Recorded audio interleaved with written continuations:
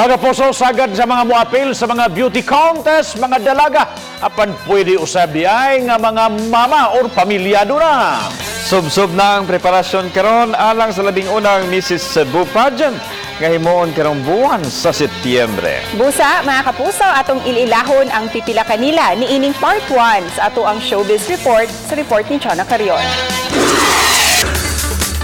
Kinsa ang nag-ingon nga ang mga inahan o mga pamilyado way katungod nga mosalmot og beauty pageant.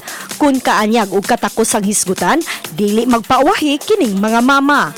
Kinsi silang tanan nga mga opisyal nga kandidata sa Mrs. Cebu Pageant nga himuon karong buwan sa Setyembre. Lain-lain ang background nila o gigikanan, apan silang tanan pulos proud sa ilang pagkainahan. Usa sa mga kandidata ang kanhi kapuso host nga si Ching Pilayo Dakwa nga inahan sa tulo ka mga chikiting.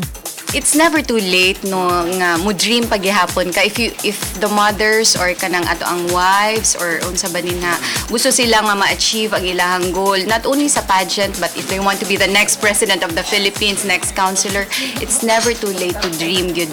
Suportado sa ilang pamilya ug mga anak ang ilang pag-apil sa pageant.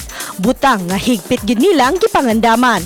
This is something na a time for us, like pushing our passion nga. Even though mama na me, we still got potential. As a mother, as a beauty queen, so right now she told me, no, why don't you join again? Because you know, it's not too late for you also to continue your dreams. So that's why I really joined this. Because this one is bigger. It's a chance to improve myself. Been joining pageants na good ever since when I was 16 years old, and then never good ko nagka national crown. So my aim for now is to compete good in.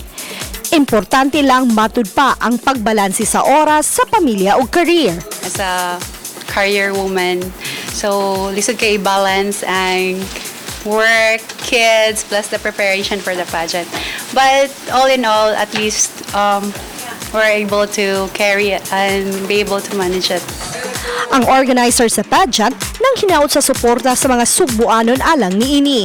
Ang mudaog ini mo representar sa probinsya sa Mrs. Philippines. You are going to see how married Cebuanas showcase their talents also, that they are also capable of what I have achieved in my life. Ubani Marlon Melgaso, Chona Carion, Balitang Bisdak.